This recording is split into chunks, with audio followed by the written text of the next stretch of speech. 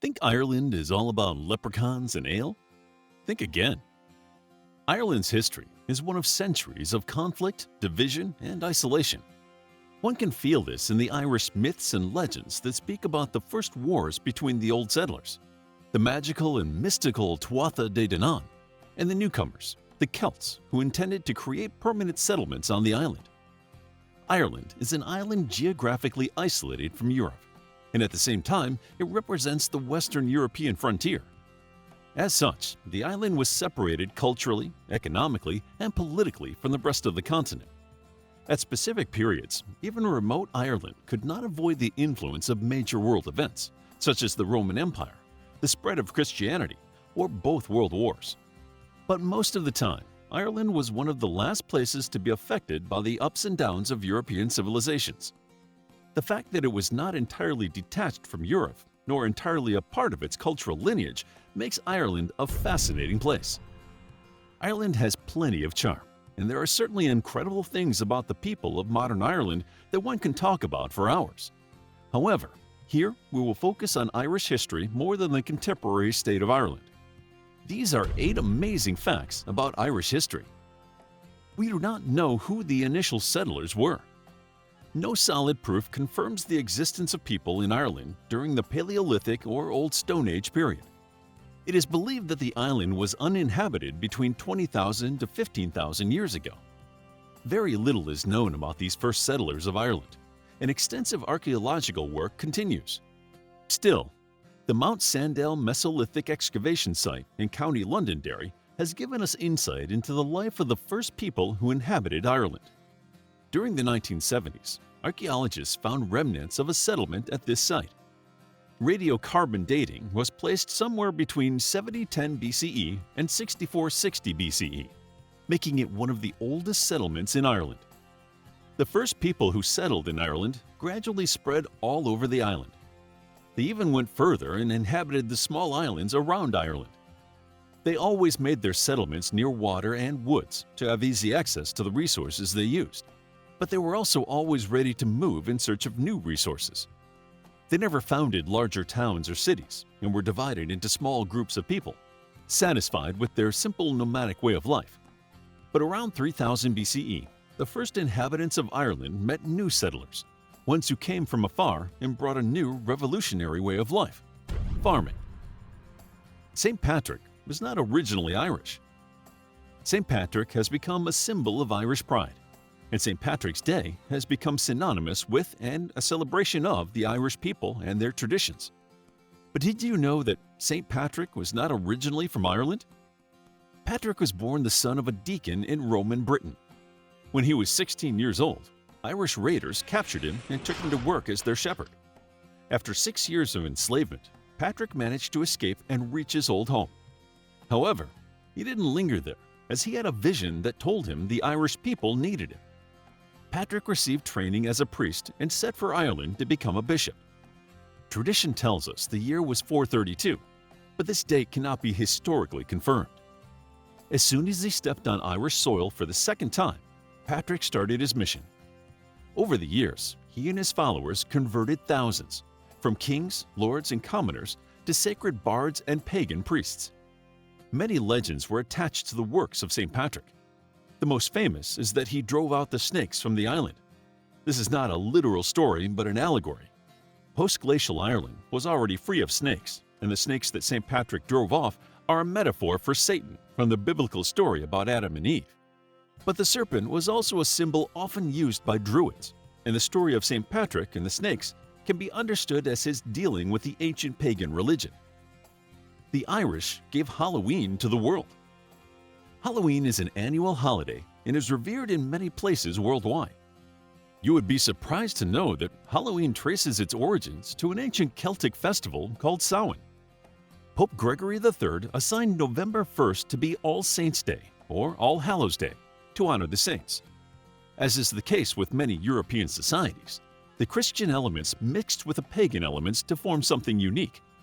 The day before the All Saints' Day was referred to as All Hallows' Eve, but its date coincided with Samhain. Some traditions from the pagan Gaelic festival made their way into the Christian beliefs. All Hallows' Eve turned into Halloween over time, and evolved to involve all the different activities that we associate with it today. The Viking influence. The Vikings had a tremendous influence on Irish society. They brought death and destruction, and many items of cultural heritage were lost, taken away from the island, and likely smelted away. While the death toll of the Viking raids was probably very high, life thrived and continued. Vikings did have some good impact on the Irish too. They started settlements and introduced widespread commerce to mainly agricultural Ireland. When the Vikings eventually settled in Ireland, they turned from raiders into farmers, fishermen, and tradesmen. They preferred the Irish coast, where they had first landed, and founded the first towns at Dublin, Waterford, Cork, and Limerick. These were all harbor settlements that offered a trade link to Britain, Scandinavia, and the rest of Europe. Dublin remained the main settlement for Scandinavians in Ireland, and it grew very quickly into one of the richest Viking settlements in Europe. Trade was so important to Ireland that money was finally introduced in 953. That year, the first silver coins appeared in Ireland and were in continuous use until the Normans came.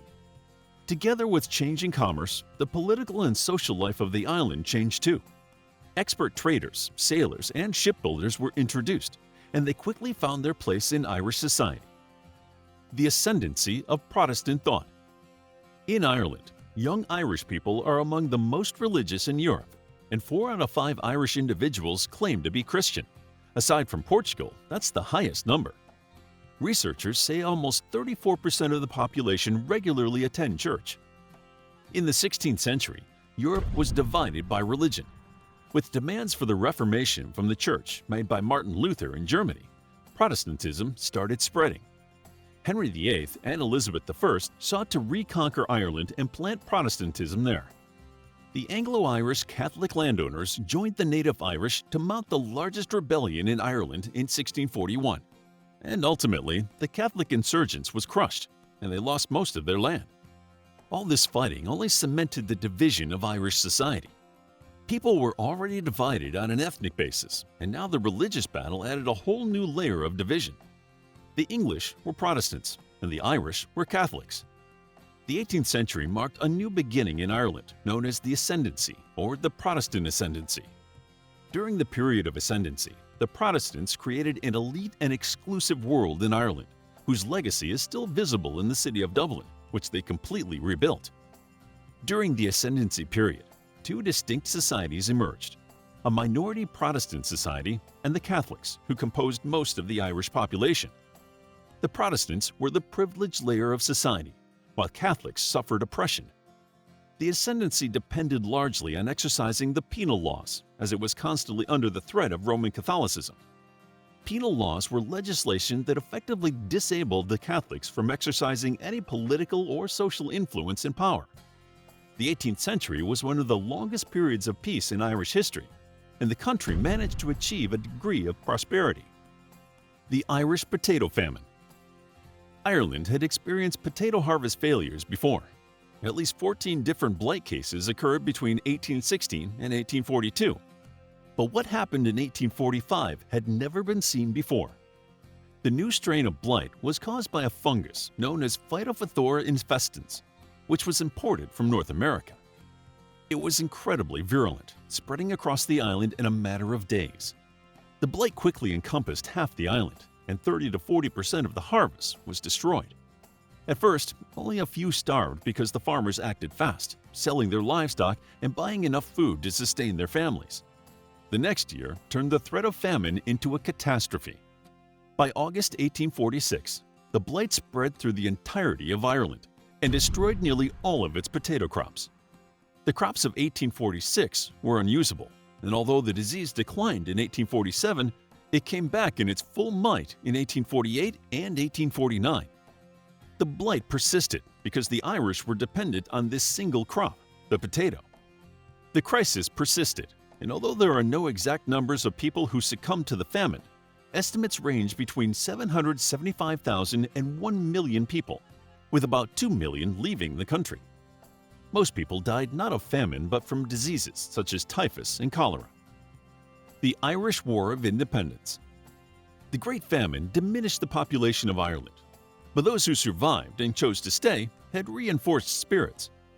Those layers of society that still needed to fight for their landowning and liberty rights stirred again, and new efforts to secure self-governance erupted.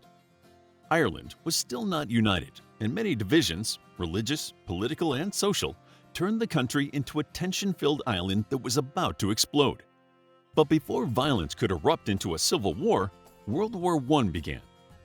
Some nationalists were intent to use the war that ravaged the whole world to strike at the ruling power in 1916, but the government managed to repress them.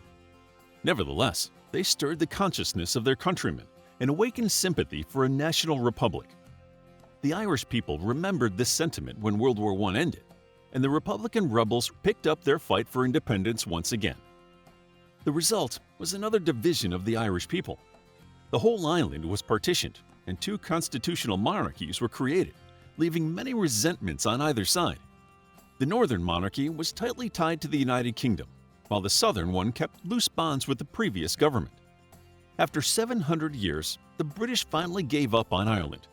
But when they left, society was still divided, geographically, politically, and religiously. The Titanic was built in Ireland. Titanic, the passenger liner that hit an iceberg and sank in 1912, was built in Belfast, Ireland. Harland and Wolff, a Belfast shipyard, built the ship. They had a long-standing relationship with the White Star Line, a British shipping company. Generally, White Star Line would give a rudimentary sketch and concept. Harland and Wolff would design it. Titanic was a major engineering endeavor, and since the ship was so large, it was constructed on Queen's Island. The place's name has since been changed to the Titanic Quarter. In 2012, Titanic Belfast opened as a visitor attraction on the location. This attraction stretches for more than 130,000 square feet and is home to several galleries, private function rooms, and community facilities. The sinking of the Titanic was a milestone event in the 20th century, but thanks to a film in the late 1990s commemorating the event, its relevance in pop culture has not waned in the 21st century. To learn more about 8 amazing facts about Irish history, check out our book, Irish History, a captivating guide to the history of Ireland. It's available as an ebook, paperback, and audiobook. Also, grab your free mythology bundle ebook while it's still available. All links are in the description. If you enjoyed the video, please hit the like button and subscribe for more videos like this.